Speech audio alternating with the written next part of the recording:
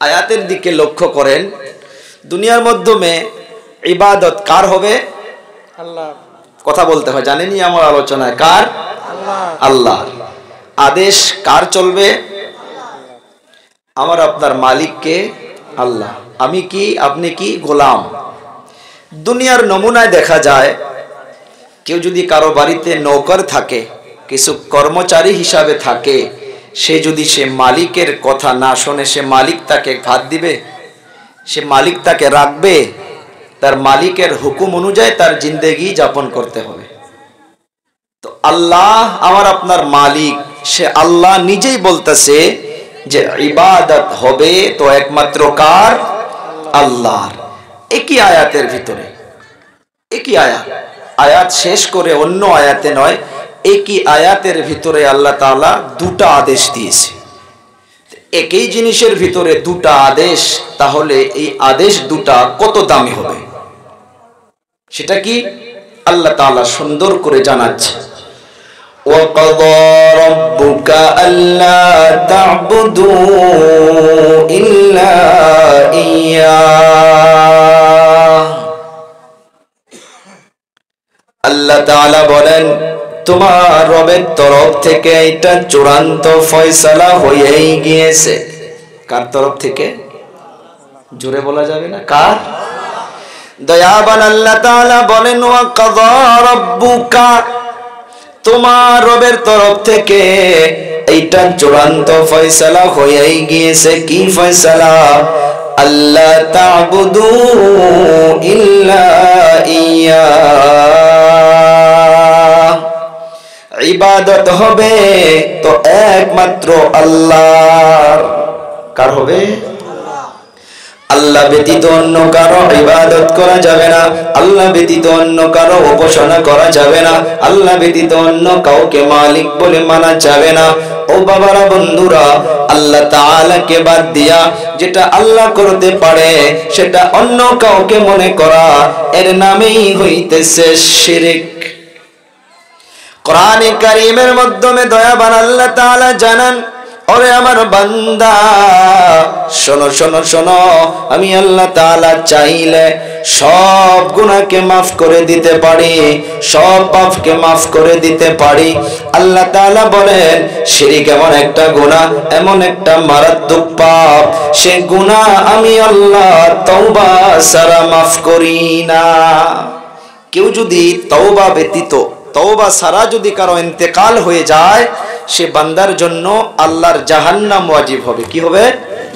আল্লাহর জাহান্নাম ওয়াজিব। দয়াবান আল্লাহ তাআলা বলেন, ইন্নাল্লাহা লা ইয়াগফিরু আন ইউশরাকা বিহি ওয়া ইয়াগফিরু মা দুনা যালিকা লিমান ইয়াশা। ইন্না শব্দর মানা নিশ্চয়, অবশ্যই, ইয়াকিনান। আল্লাহ তাআলা বলেন, নিশ্চয় নিশ্চয় আমি আল্লাহ চাইলে সব গুনাহ খাতাকে মাফ করে দিব, কিন্তু শিরকের গুনাহ আমি আল্লাহ তাআলা মাফ করব না। শিরকের গুনাহ আল্লাহ মাফ করবে না। আল্লাহ তাআলা আরো বলেন, ওয়ামান ইউশরিক বিল্লাহি ফাকাদ হারামাল্লাহু আলাইহিল জান্নাহ। দয়াবান আল্লাহ তাআলা বলেন, দুনিয়ার মাধ্যমে যারা শিরক করবা, যারা আল্লাহর সাথে কাউকে শরীক করায়া দিবা, আল্লাহর মতো কাউকে মনে করবা, রিজিক দেনেওয়ালা আল্লাহ, আমি আপনি বলি দোকান খেলাই, আল্লাহ তাআলা মত দেনেওয়ালা আল্লাহ, হায়াত দেনেওয়ালা আল্লাহ, সম্মান দেনেওয়ালা আল্লাহ। আমি আপনি যদি কাউকে মনে করি উনি সম্মান দিতে পারে, ইজ্জত দিতে পারে, উনি ধন দিতে পারে, দৌলত দিতে পারে, এরই নাম হইয়া গেল শিরক। আর আল্লাহ তাআলা বলতেছে, শিরকের গুনাহ আমি তওবা ছাড়া মাফ করব না। হযরতে লোকমান হাকিম, উনি ওনার সন্তানকে সুন্দর করে নসিহত করেছিলেন, ও আমার বাবারা শোনো, আল্লাহ তাআলা জানিয়ে দিয়েছেন কোরআনে কারীমের মাধ্যমে, যেটা নসিহত হযরতে লোকমান করেছিল। وإذ قال لقمان لابنه وهو يعظه يا بني لا تشرك بالله আল্লাহ তাআলা জানাইয়া দিতেছে যে লোকমান উনি ওনার সন্তানকে বলেছিল, রে আমার আদরের ছেলে, আল্লাহর সাথে কাউকে শিরক করবা না, ইন্নাশ শিরকা লাযুলমুন আযীম, যে শিরক হইতেছে অনেক বড় একটা মারাত্মক গুনাহ। তাহলে এই আয়াতের ভিতরে আল্লাহ প্রথম মেসেজ কি দিলেন? যে ইবাদত হবে তো একমাত্র কার? আল্লাহর। আল্লাহ তাআলার হুকুম মানাটা কি গো? আল্লাহ তাআলার হুকুম মানা ফরজ। বলি কি? সবাই কথা বলতে হবে। আল্লাহর হুকুম মানা কি গো? ফরজ। মা বাবার হুকুম মানা না। সেই জন্য তো কান খাড়া করে বসতে হবে। ভাই আওয়াজটা যেন দূর থেকে টানে, স্পিকারে আপনার শর্ট মারে জবান লাগলে, সেই জন্য দূর থেকে বলতে হবে। কারেন্ট মারে, জিবাতে কারেন্ট লাগছে। তো মা বাবার হুকুম মানা ফরজ নয়, মা বাবার খেদমত করা ফরজ। কি? মা বাবার খেদমত করা ফরজ। হ্যাঁ বলবেন হুজুর তাহলে মা বাবার হুকুম মানা ফরজ নয়? হ্যাঁ, কোনটা ফরজ হবে বুঝবেন, অল্প ধৈর্য ধরেন। মা বাবার সে কথাগুলো মানা ফরজ হবে যে কথার মাধ্যমে আল্লাহর হুকুম এবং নবীর তরিকা থাকবে। যে কথার মাধ্যমে আল্লাহর হুকুম এবং নবীর তরিকা থাকবে, ওই কথাগুলো সন্তানদের জন্য মানা কি ফরজ হয়ে যাবে। আল্লাহ তাআলা জানাইয়া দিল, আল্লাহ তা'বুদু ইল্লা ইয়া ওয়া বিল ওয়ালিদাইনি ইহসানা।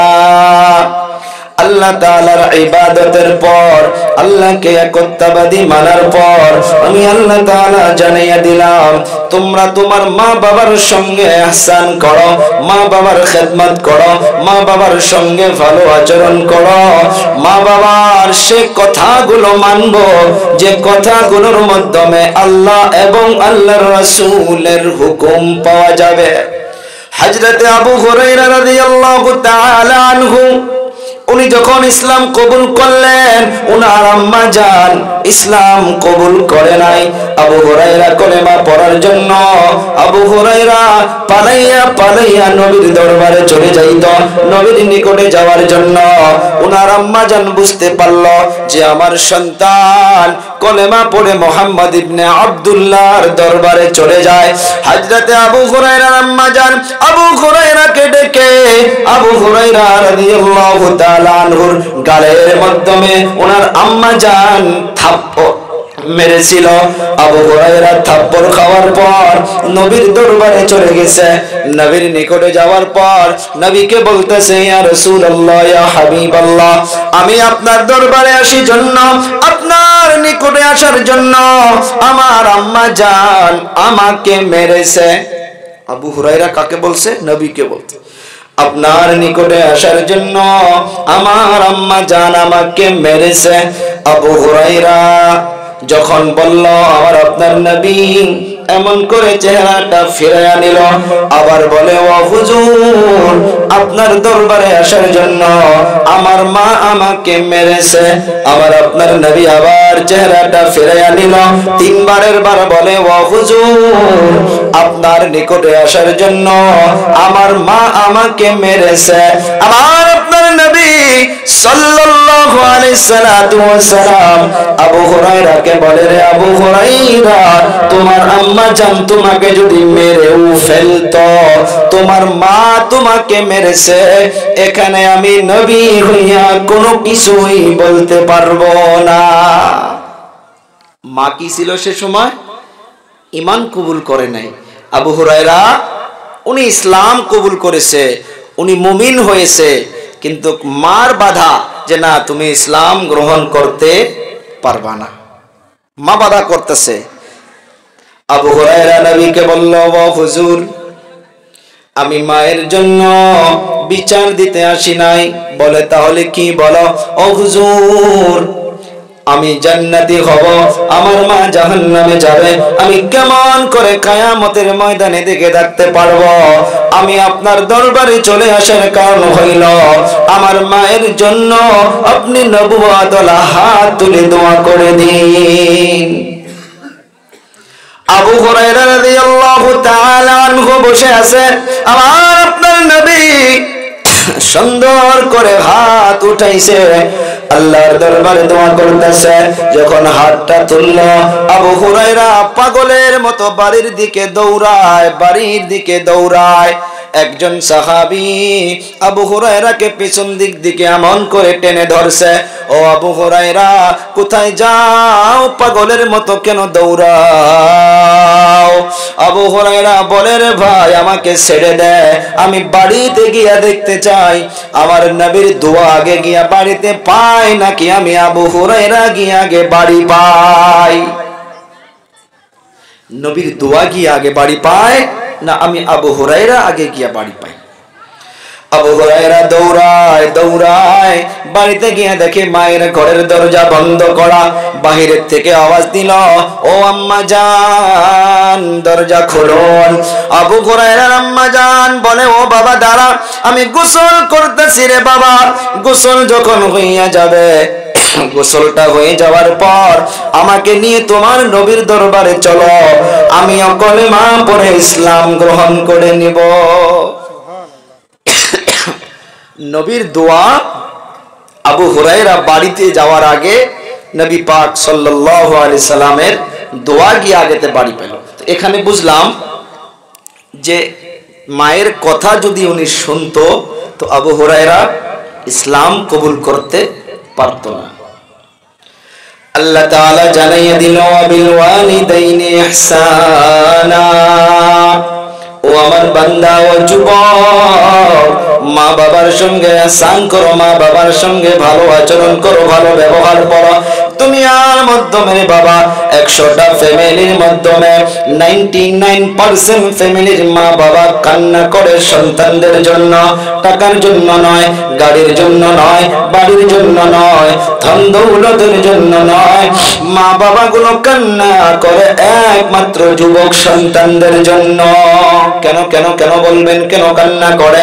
ওরে যুবক, অন্তরের মাধ্যমে হাত দিয়া বলো, কয়দিন মায়ের খবর নিতে পারি, কয়দিন বাবার খবর নিতে পারি রে বাবা?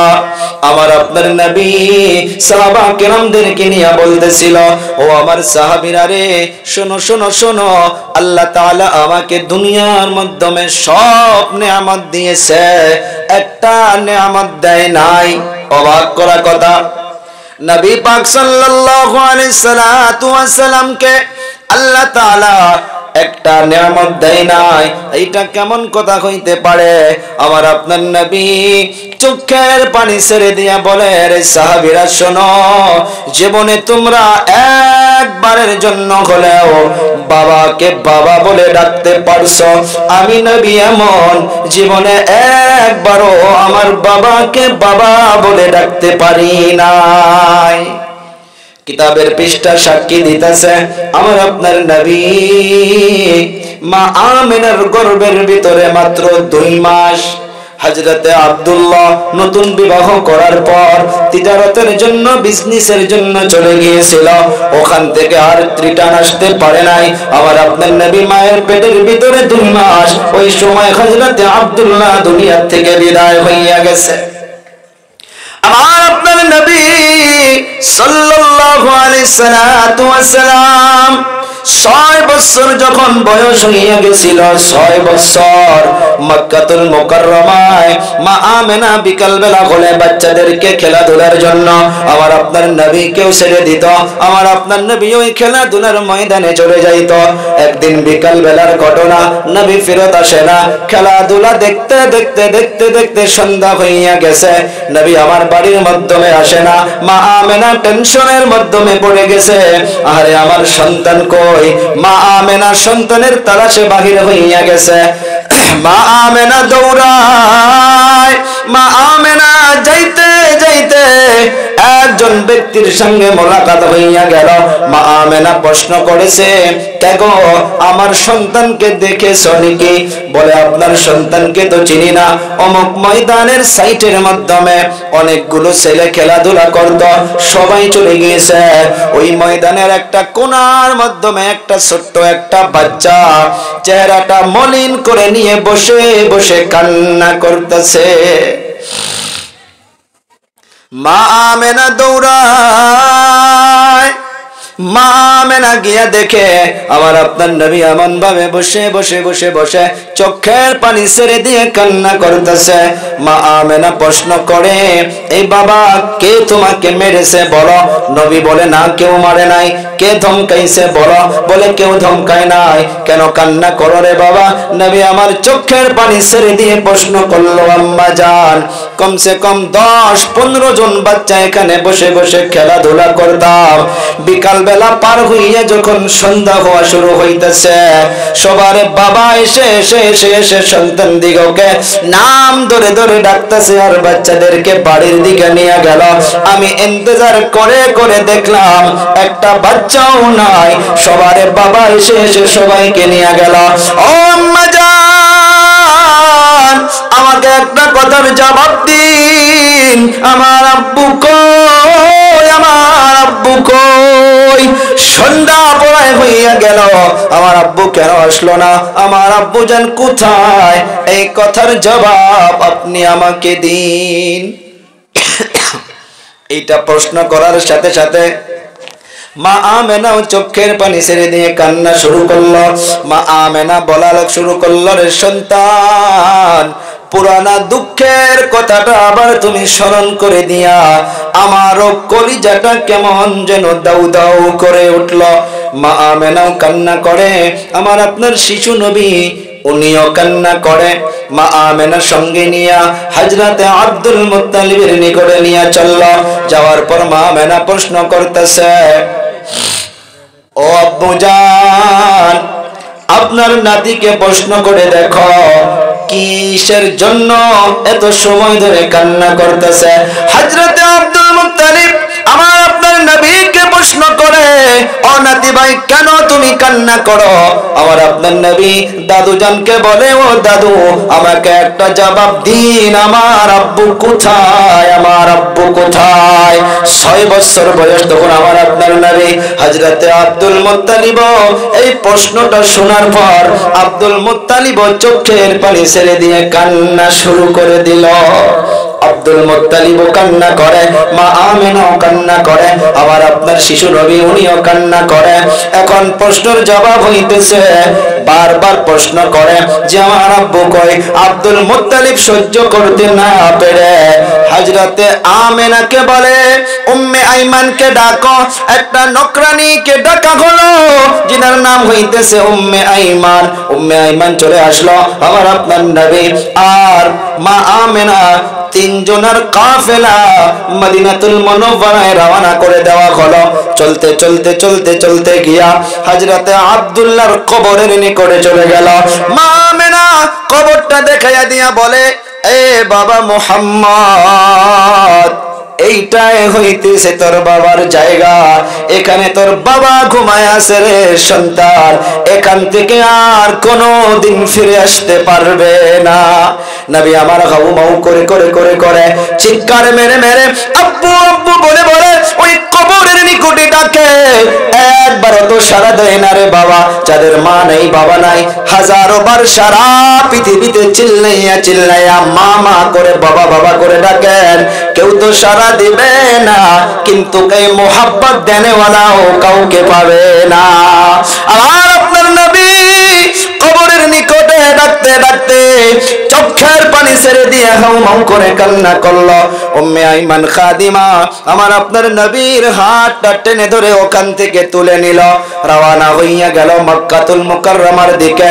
হুজ্জাজে কেরামগুলো ভালো করে জানবেন, একটা জায়গার নাম হইতেছে মাকামে আবওয়া। আবওয়া নামক একটা পাহাড়, একটা জায়গার নাম। ওই জায়গার মাধ্যমে চলে আসার পর মা আমেনা জমিনের মাধ্যমে গড়াগড়ি শুরু করে দিল। মা আমেনা যখন জমিনে গড়াগড়ি শুরু করলো, শিশু নবী একবার মায়ের মুখের দিকে চাকায়, একবার পায়ের দিকে আসে, মায়ের চেহারাটা হাতে দিয়া বলে আর বলে, ও মা, কি হয়েছে তোমার গো মা? মা আমেনা বলেন, সন্তান, দুনিয়া থেকে সবাইকে একদিন চলে যাইতে হবে, তাই বোধহয় আজকে আমারও আখিরি দিন, কিন্তু আমি তোমাকে এই দুনিয়ার জমিনে ছেড়ে যাইতেছি রে বাবা। তুমি একদিন তোমার নূরের আলোর দ্বারা এই সারা পৃথিবীকে তুমি রোশন করে দিবা। এতটুকু বলার পর মা আমেনা দুনিয়া থেকে বিদায় হইয়া গেল। কোন উলামায়ে কেরাম, কোন মুহাদ্দিসিনে কেরাম, কোন মুফাসসিরিনে কেরাম আজ পর্যন্ত সে বিশ্লেষণটা হয়তো লেখে নাই, আর যদিও লিখছে আমাদের ইলমে এখনো আসে নাই যে মা আমেনার কবরটা কে খনন করলো, পাহাড়ের উপরে পাথর কেটে কে কবরটা খনন করেছে কেউ বলতে পারে না। একটাই জবাব দেয়, আল্লাহ কুদরতের দ্বারা তৈরি করে রাখছে। মা আমেনাকে পাহাড়ের উপরে ওই পাথরের মাধ্যমে কবর বানাইয়া কে নিয়ে রাখলো এতটুকু পাওয়া যায় না, কিন্তু অল্প পরে দেখে ওই যে নকরানিটা যে সঙ্গে ছিল, যিনার নাম হইতেছে উম্মে আইমান, উনি দেখে আমার আপনার শিশু নবী ওখানে নাই। বারবার মোহাম্মদ বলে বলে নাম ধরে ধরে ডাকতেছে, ও বাবা মোহাম্মদ তুমি কোথায়, মোহাম্মদ তুমি কোথায়? একবারও সাড়া দেয় না। এদিক ওদিক দেখে আমার আপনার শিশু নবী নাই, বারবার নাম ধরে ডাকে, নবী নাই, নবী নাই, 6 বছরের বাচ্চা নাই। অল্প পরে ওই পাহাড়ের উঁচুর মাধ্যমে কান্নার আওয়াজ। উম্মে আইমান খাদিমা আগ বেড়ে গিয়া দেখে ওই পাহাড়ের মাধ্যমে আমার আপনার নবীর আম্মা জানকে কে যেন কবরে রাখছে, আর ওই কবরের উপরে আমার আপনার শিশু নবী এই বুকখানা লাগাইয়া মাটির উপরে এমন ভাবে হাত দিয়া মা মা বলে ডাকতেছে আর বলতেছে, রে মা, জীবনে বাবাকে বাবা বলে ডাকতে পারি নাই রে মা, আজ আমি এখান থেকে চলে যাব, কে আমাকে দুমুঠা ভাত খাওয়াইয়া দিবে? উম্মে আইমান খাদিমা হাত ধরে ধরে টানে, এ বাবা মুহাম্মদ, চলো চলো চলো বাড়িতে যাই।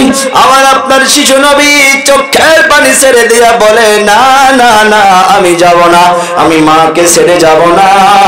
উম্মে আইমান খাদিমা বলে, রে বাবা, তোমার মাও এমন জায়গায় চলে গিয়েছে যেখান থেকে আর কোনো মানুষ ফিরে আসতে পারে না।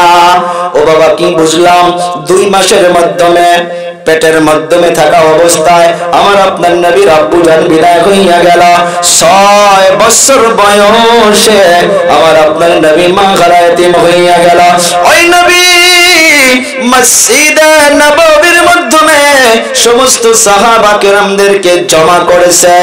জমা করার পর মসজিদে নববীর মাধ্যমে সাহাবা কেরামদেরকে বলতেছে, ও আমার সাহাবীরা রে, শোনো শোনো শোনো, তোমার মা বাবা তোমার জন্য জান্নাত, তোমার মা বাবা তোমার জন্য জাহান্নাম। সাহাবা কেরাম বুঝতে পারে নাই, কাইফা ইয়া রাসূলুল্লাহ, কেমন করে মা বাবা জান্নাত, কেমন করে মা বাবা জাহান্নাম হইতে পারে? নবী আমার বলে দিল, রে সাহাবা কেরাম শোনো, দুনিয়ার জমিনে কোন সন্তান যদি মা বাবার অন্তরকে খুশি করতে পারো, মা বাবার অন্তর খুশি, আল্লাহ লগে লগে খুশি হইয়া যায়। সুবহানাল্লাহ বলা যাবে না? আর যে বান্দা বান্দির উপরে আল্লাহ তাআলা খুশি হইয়া যাবে, ওই বান্দা বান্দির জন্য আল্লাহর জান্নাত ওয়াজিব হইয়া যাবে। চিৎকার মেরে বলি সুবহানাল্লাহ। আর যে মা বাবা সন্তানের উপরে নারাজ হইয়া যাবে, সন্তানের উপরে নারাজ হওয়ার সাথে সাথে আল্লাহ তাআলা নারাজ হইয়া যাবে। আল্লাহ তাআলা যখন নারাজ হইয়া যাবে, ওই বান্দা বান্দির জন্য আল্লাহর জাহান্নাম ওয়াজিব হইয়া যাবে।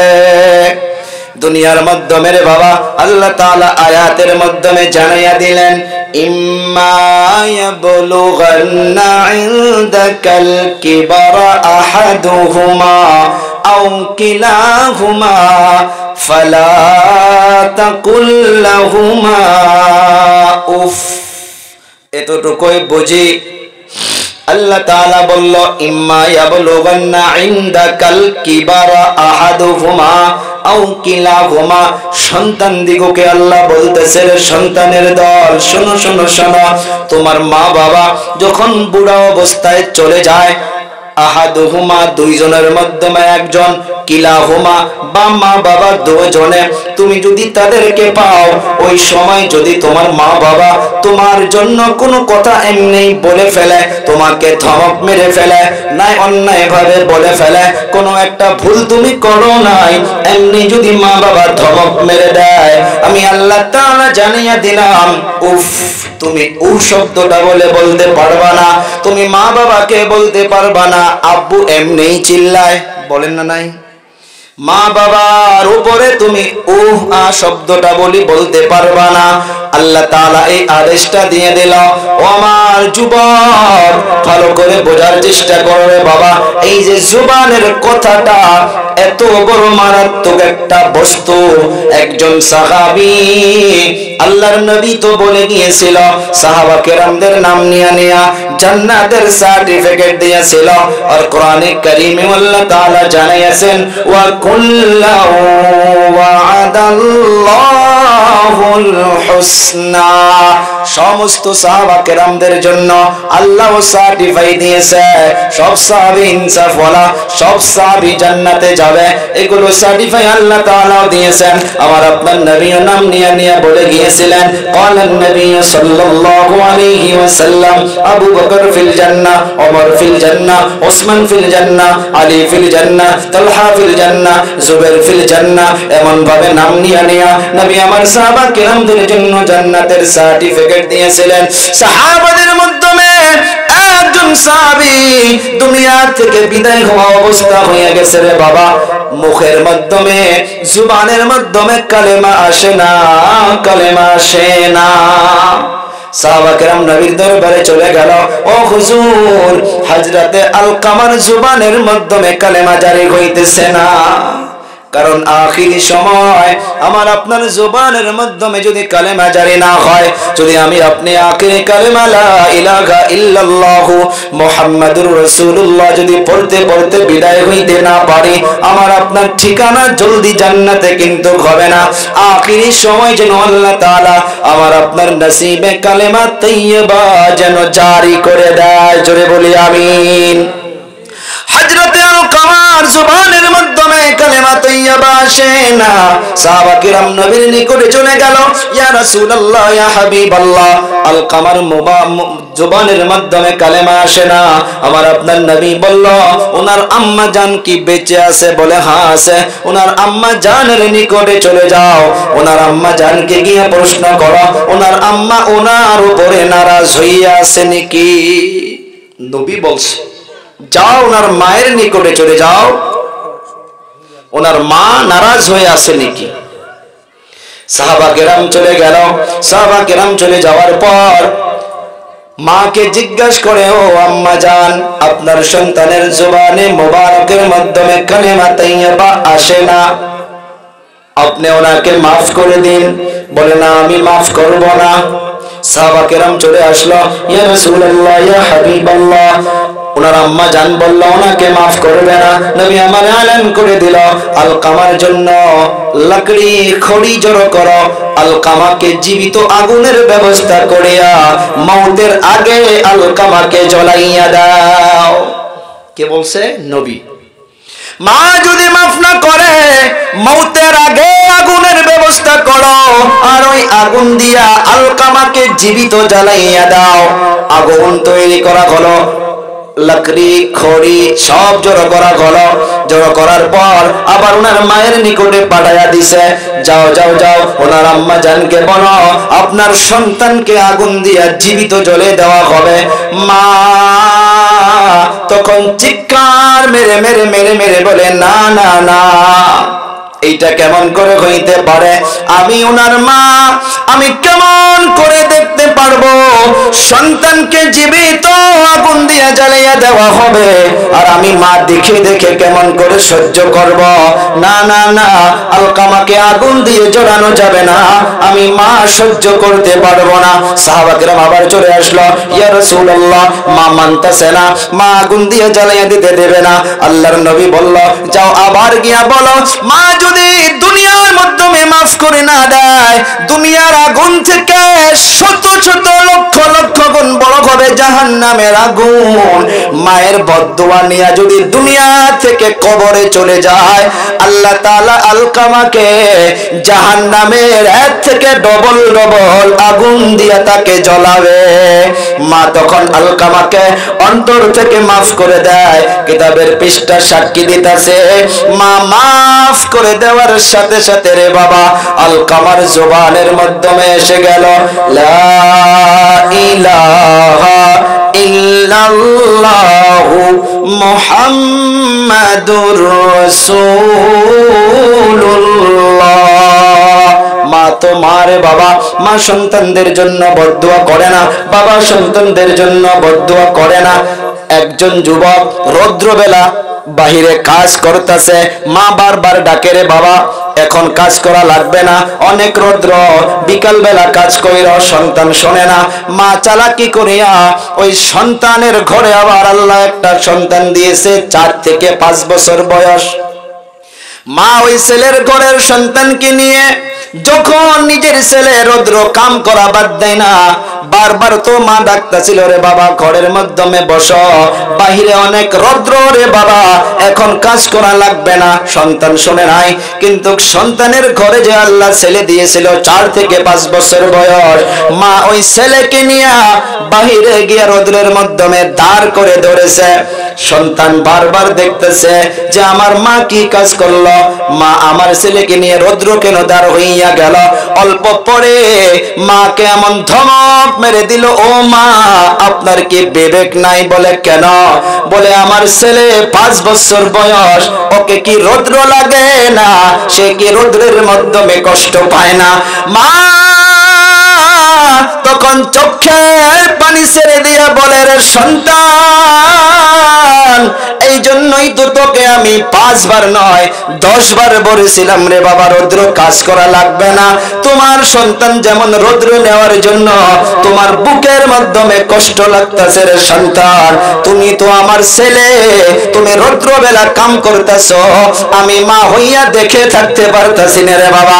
এইটা তোমাকে বুঝনি দেওয়ার জন্য আমি তোমার ছেলেকে রৌদ্র নিয়ে আমি দাঁড় করাইয়া দিছি। এখন তুমি বুঝো বুঝো যে সন্তান কষ্ট পাইলে মা বাবার বুকের মাধ্যমে কেমন ব্যথা লাগে। এ যুবক, সারা পৃথিবী তালাশ করো রে যুবক। প্রত্যেকটা বয়ানে বলি আমি আমার গাড়ি দিব, তেল খরচা দেব, যা ঘর সারা পৃথিবী ঘর রে বাবা। মায়ের মতো যদি একটা আদর দেনেওয়ালা কেউ পাও, বাবার মতো যদি একটা আদর করে নেওয়ালা কেউ পাও, সারা পৃথিবী তালাশ করলেও একটাও পাবে না, একটাও পাবে না। আমরা সন্তান হইয়া দুনিয়ার মাধ্যমে কি করতেছি রে বাবা? একবার এই নিয়ামত চলে গেলে সারা পৃথিবী হাউমাউ করে চিল্লা চিল্লি করে বেড়ান, একবারের জন্য পাবা না। এই বাবারা বন্ধুরা, এই বছরের ঘটনা, বরপেটার থেকে প্রোগ্রাম করে আসতেছি, বরপেটা হাসপাতালের ওখানে একজনকে দেখি রাত্রবেলা আল্লাহর কাছে কান্না করতেছে। ওনার সন্তান সিরিয়াস অবস্থায় আল্লাহকে বলতেছে, আল্লাহ আমার সন্তানের হায়াত যদি কম হইয়া থাকে, আমি মা হইয়া আপনাকে বলতেছি গো আল্লাহ, আমার জিন্দগির থেকে হায়াতকে কমাইয়া দিয়া আমার সন্তানকে দিয়া দাও, আর আমার মায়ের হায়াতকে কমাইয়া দাও। এই বাবা কেউ পাবা না যে নিজের জীবনকে নষ্ট করে অপরের জীবনকে বাঁচাইতে চায়, সেটাই দুটা মানুষে পাবা। নাম্বার 1 হইতেছে মা, আর নাম্বার 2 মাধ্যমে হইতেছে বাবা।